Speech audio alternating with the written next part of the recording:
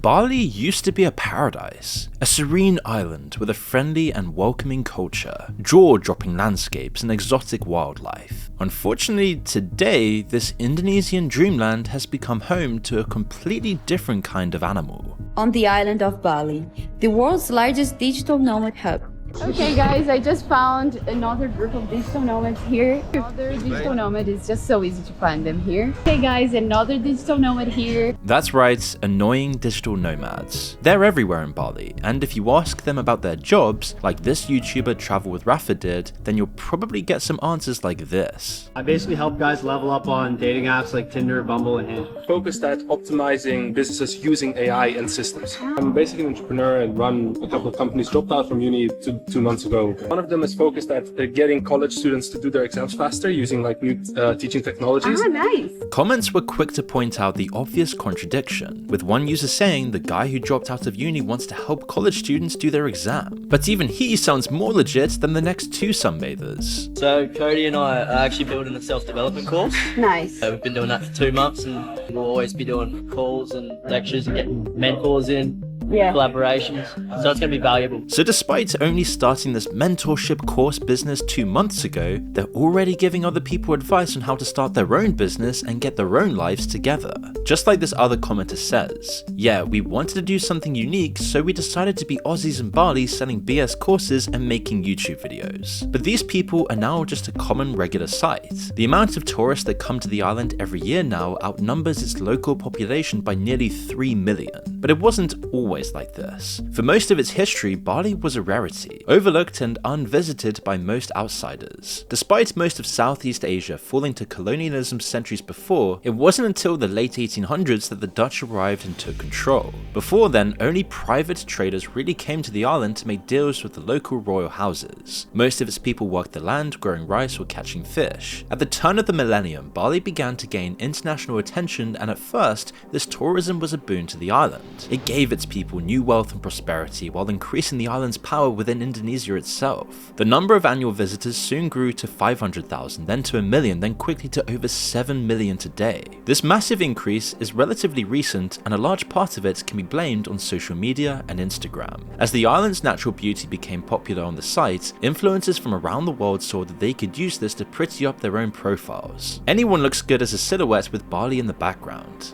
The YouTuber Charlie Chang spoke to a lot of digital nomads and influencers in a series of interviews, and one that stood out was this man who claims to be a property developer and an entrepreneur. So what's your name, age, and where are you from? My name's Sumner, 30 years old, and I'm from Big Sur, California. So what do you do for work? A couple different things. All of it's in like the real estate development niche. 4 years ago, I launched a coaching program teaching other people how to do it. And then 2 years ago, I built a software that pretty much runs the business for you. Like how much money do you make living here in Bali? This year so far, anywhere between like 400 and 500K. Okay. Yeah. Impressive if he's telling the truth. But a lot of people were skeptical, saying things like 400K a month and living in Bali? Totally believable. These coaches are something else. Another says, when you are traveling, you will meet a lot of liars. And one quite simply says even the cameraman is puking from listening to their bullshit. And you can't blame them, as it's really easy to be suspicious. What can you buy with that money here? Yeah, I'm not really a big spender, to be honest. But yeah, I probably spend 10 to 15 grand a month. None of this adds up. Even somewhere like New York or London, that's a ton of money to spend. In Bali, where things can be half the price, it's even crazier. Although this guy might be out of touch enough to actually be rich, but it's impossible to tell whether this actually comes from land deals, the incredibly expensive course he's always selling online, or even just some inheritance. Some of the guys are even more dubious. Maybe they're earlier on in their Bali bro life cycle, like these two guys. What type of business do you guys have? We have a supplement brand. We started working together. We worked together for 2 years without never seeing each other. We've met just like a few months ago here in Bali for the first time. And now we're working and scaling, launching new products. Yeah, we're on track to do 7 figures a month. Our advice is constantly keep working hard. Like, it doesn't happen overnight. It took me years to start building, especially to big numbers, multiple 6 figures, 7 figures a month. Millions a month is what he's saying at 21 years old. He hasn't had any years to work hard to begin with, but he somehow managed this after starting from pretty much nothing. But before we move on, it's worth taking a look at the people this guy surrounds himself with. So what types of people live in Bali? Oh man, you get everything. You got the party crowd, you got the fitness crowd like at Wrong Gym here. You've got the Dubai bro entrepreneur crowd. You've got the crypto bro crowd. You got got the Ubud spiritual crowd. You got it all. It's a sad statement of how things are going in Bali and who has taken up residence there. The people that Bali has changed itself to support. But it wasn't always like this. This archival footage from the 70s shows the true beauty of what it used to be like. They're coming here now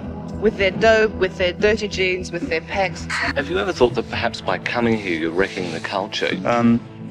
Just by coming here, you are sort of helping to destroy their way of life, I think. But the only thing you can do is try and live as simply as you can and live as simply as the people here. You'll find a lot of the people that are coming to Bali now, they'll talk to you about spiritualism and the fact that if you go up to the mountains and meditate, you don't need to take dope and all this kind of thing. Some of it seems to me very unspontaneous. Kuta Beach used to be an unfashionable area. But since the tourist invasion, shops and restaurants have sprung up all along the dirt roads. Already though, you can see the beginning of what we've got today, the very start of the replacement, 50 years later, and it's completely unrecognizable. As the Instagrammable hotspots filled up with people, the influencer culture propagated. Now, places that were once hidden and pristine have turned into this.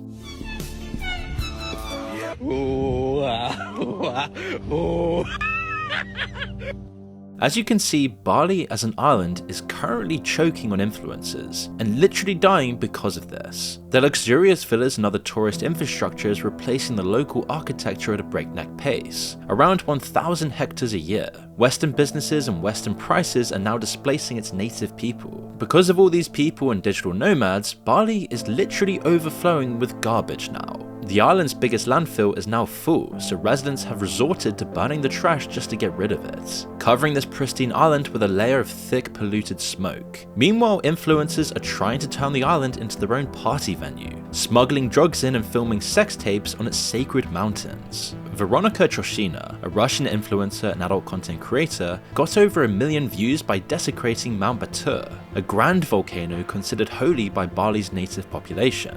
And unfortunately, this is just one example of a huge growing problem, that Bali is everything wrong with Instagram modern culture, where you party and become a course seller while ignoring laws and ancient customs. While Veronika escaped back to Russia, she probably won't ever face any consequences for her actions. Yet, not all are so lucky.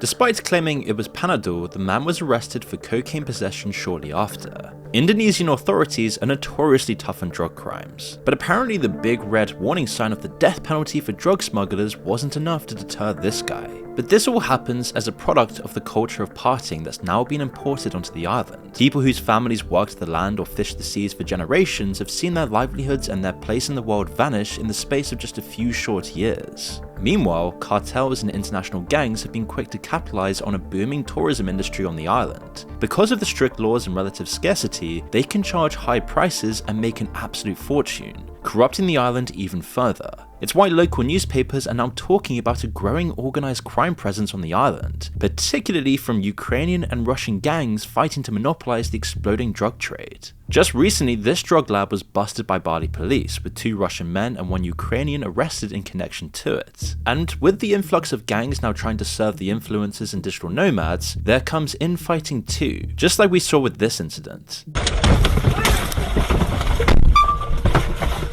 In December of 2024, a Ukrainian man was kidnapped by masked Russian gangsters, and he was forced to transfer almost $200,000 of crypto to their wallets. Dashcam footage of the incident was later released online, going viral as a clear example of the growing criminal underworld in Bali. And bear in mind, it's not really locals doing this. The victim eventually escaped the ordeal relatively unharmed, but not everyone's so lucky. Another Ukrainian man was kidnapped in 2026, just 1 day after posting a Valentine's Day photo online with his influencer girlfriend. Some believe he was found through the photo's location data. Soon he was bundled into a rental car with no sign of him found for days until a harrowing video was posted online. The now deleted clip shows an injured and distressed man claiming to be the victim and asking his parents for a $10 million ransom as he gestured to horrific injuries. He was then later found deceased. All suspects in this case, according to Bali's police force, were also foreign nationals. There are rumors that the victim was the son of an infamous Ukrainian mob boss, and it was why he was targeted, although that's not really confirmed. Regardless, these tragedies are clearly spilling over from other criminal underworlds, all to serve one population that wasn't here 10 years ago.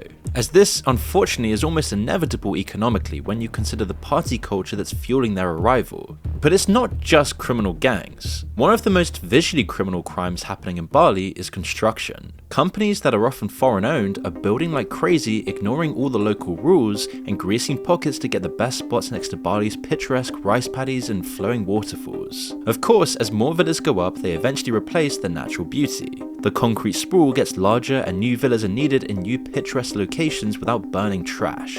Often foreign construction companies have been rushing to seize land, which skyrockets in value just a year or two later. Lots of people responsible for this are the ones partying in the coastal towns. They build illegally, which the government's turned a blind eye to for years because of its booming tourism economy. Quote, "The developments got out of control and people got greedy," said one local. "We tried to stop it, but the governments didn't listen to us, and now it's too late." Now though, with lots of hastily constructed villas and buildings falling apart just years later, the government has backpedaled, ordering the demolition of lots of these new buildings. While some see it as a move in the right direction, it does still threaten to further damage the environment, waste more money, and push Bali further into a crisis. Which mirrors a much larger project in Bali, the infamous Chinese glass elevator, built into the cliff face overlooking the beach. Kelly King Beach for years was a small island gem, accessible via a 40-minute boat ride from Sanur, a small town on the southeast coast of the island. As the Instagram crowd came to Bali, it became one of the most photographed spots in the entire region, and for good reason. Whatever filter you may or may not use, it's absolutely stunning.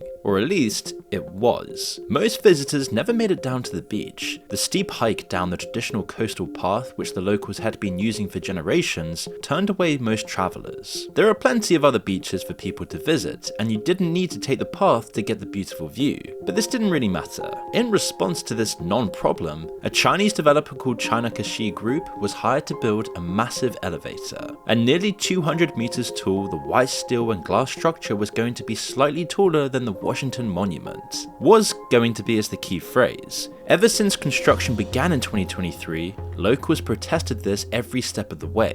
Construction got about 70% of the way before the regional governor suspended construction, then deciding to schedule this for demolition, citing a lack of proper permits for construction. So now they're tearing it all down again. Over $15 million were wasted, and more could still be needed to repair any damage to the environment, especially as the original investors behind the project are still battling it out in the courts to stop the ongoing demolition. The project is now temporarily a work of art in a strange, ugly way, a testament to the modern influence on Bali and the ongoing conflict between different interest groups over its future. It may well end up just being little more than a symbolic victory for the environmentalists and the people looking to preserve the natural beauty of this island. But for every viral glass elevator that gets torn down, there are thousands of small, ugly villas which slip through the cracks. They go unnoticed by the wider public, but spoil the island in their own little way. Now, of course, there are also benefits to tourism. Whatever the character of Bali's new arrivals, their money still spends, and it accounted for over 60% of the island's GDP in 2019. This shift in the economy has completely changed life for most of Bali's native residents. The sons and daughters of fishermen and farmers have been forced to break century-long traditions and family trades. Some of them were happy to switch to construction or to service jobs for the tourism industry.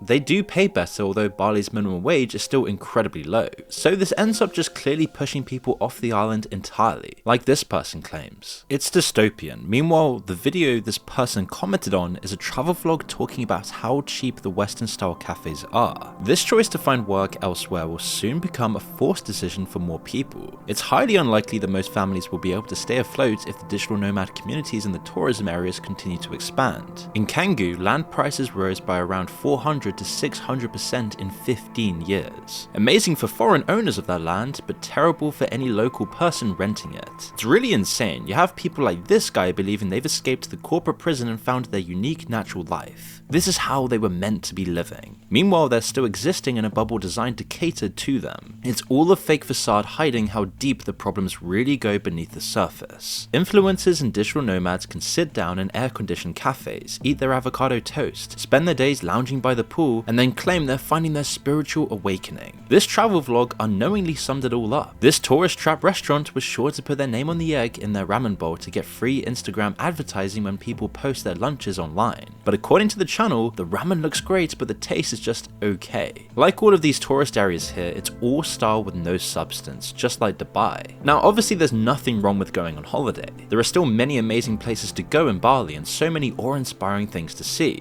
Off the beaten track, you'll find beauty everywhere. But as more and more people come to this small island all trying to do the exact same thing as their favorite Instagram influencers, it gets really harder and harder to see how this can sustain itself. Interestingly enough, Bali is the only majority Hindu part of Indonesia, which was the thing that gave it its unique culture to begin with. It's full of beautiful Hindu temples, and due to this historic culture, as long as you're respectful and clean, it's still one of the most welcoming places in the world. But it's hard to see how long this will last. Just take a look at most popular spots now, like this famous waterfall only an hour or so from the major tourist hotspots. In these photos, it's absolutely stunning, but again, the truth is just hidden by the angle. Turn around and you'll see the massive piles of trash that have washed downstream. Maybe they were left by influencers, or maybe they came from the overall trash problem on the island. It's obviously hard to say, but clearly it's a sign that behind the facade, Bali is now facing some serious issues, as the entire island is just becoming unmanageable. To see where this ends up for Bali, we just need to look at what happened to Tulum in Mexico, another Instagrammer paradise that has been entirely westernized. There, the resorts have pushed out thousands of the old village's residents, wiping out all Mayan culture and in their place, giving the town a collection of soulless resorts and condos. Now it's completely unaffordable for any local who's had thousands of years of their family history being here to even be anywhere near the vicinity of the town. Condos are literally selling for $300,000 in a small Mexican town. The local cenotes are now being poisoned with drugs, completely wiping out the ecosystems living within it. Cartels now roam the streets and corrupt the cops, making Tulum one of the most dangerous tourist places in Mexico.